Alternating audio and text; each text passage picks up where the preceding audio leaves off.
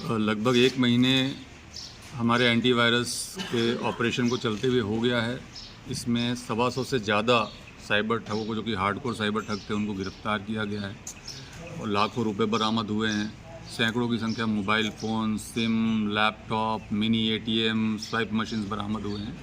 और ये अभियान आगे भी अगले चरण में एक तरीके से आप जाने की बात कह सकते हैं, जिसमें कि अब हम लोग जो इनकी अवैध संपत्तियाँ हैं उनकी जब्ती, जो साइबर ठगी के पैसे से खरीदी गई संपत्तियां हैं, चाहे इनके घर के साजो सामान हो, गाड़ियां हो, उनकी जब्ती, और जो अवैध कंस्ट्रक्शन है उनको ध्वस्त करने का काम शुरू करने वाले हैं।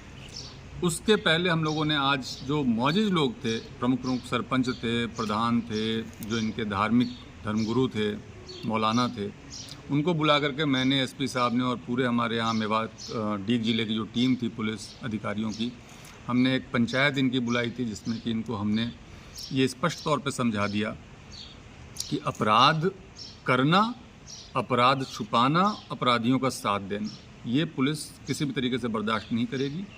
गोहत्या और साथ में साइबर ठगी ने जिस तरीके से पूरे इस क्षेत्र को कलंकित किया है, उस कलंक को मिटाने के लिए हम कृतसंकल्प हैं और इसी बात को हमने स्पष्ट शब्दों में इनको आज बता दिया है। अगर इनका सहयोग हमें मिलता है तो ये कार्रवाई जो हमारी है वो और अच्छे तरीके से रिजल्ट देगी। अगर ये सहयोग पूरा हमें नहीं भी मिलता है तो भी हमारी कार्रवाई जो है वो लगातार इसी तरीके से कठोरता के साथ चलेगी और जो बुलडोजर पुलिसिंग कहते हैं वो यहाँ पे देखी जाएगी। ये तो कार्रवाई चल रही है, कोई समय नहीं लगेगा। आपको जो ये कंटिन्यूएंस है, तो जो कार्रवाई चल रही है कंटिन्यू चल रही है। एक तरीके से आप कह लो कि अब जो इनकी संपत्तियां हैं उनकी जब्ती और ध्वस्ती की जो कार्रवाई शुरू होगी, उसके पहले इनको एक बार सावचेत कर रहे थे कि जो बच्चे इससे नहीं जुड़े हुए हैं उनको कम से कम आप सही रास्ता दिखा दो। सभी थानों में हम लोगों ने इनकी पूरी एक डायरेक्टरी बनाई है, बीट कांस्टेबल से सर्वे करा के साइबर ठगों की पूरी डायरेक्टरी बनाई है, गो तस्करों और गोहत्या करने वालों की डायरेक्टरी बनाई है और सारे अब नज़र में हैं। जिस तरीके से हम टॉप 10 अपराधी चुनते थे, उस तरीके से टॉप 10 साइबर ठग और टॉप 10 गोहत्या करने वालों का चयन इस क्षेत्र में किया गया है। SP साहब प्रतिदिन उसको मॉनिटर करते हैं, हर दिन की टास्किंग करते हैं, मॉनिटर करते हैं, उसका फॉलोअप लेते हैं। जो भी रिजल्ट्स अभी तक आए हैं बहुत अच्छे मैं कहूँगा और मैं इसके लिए अपनी पूरी टीम को बधाई देता हूँ। जो हमारे डीग जिले के SP साहब हैं, जो एडिशनल SP साहब हैं यहाँ पे, जो CO साहब हैं, जो हमारे SHOs की टीम है और इवन हमारे जवानों तक की टीम, जिन्होंने कि पूरे दिन रात काम किया है। मुझे SP साहब बता रहे थे कि ये लोग न दिन में सो पा रहे हैं, न रात में सो पा रहे हैं।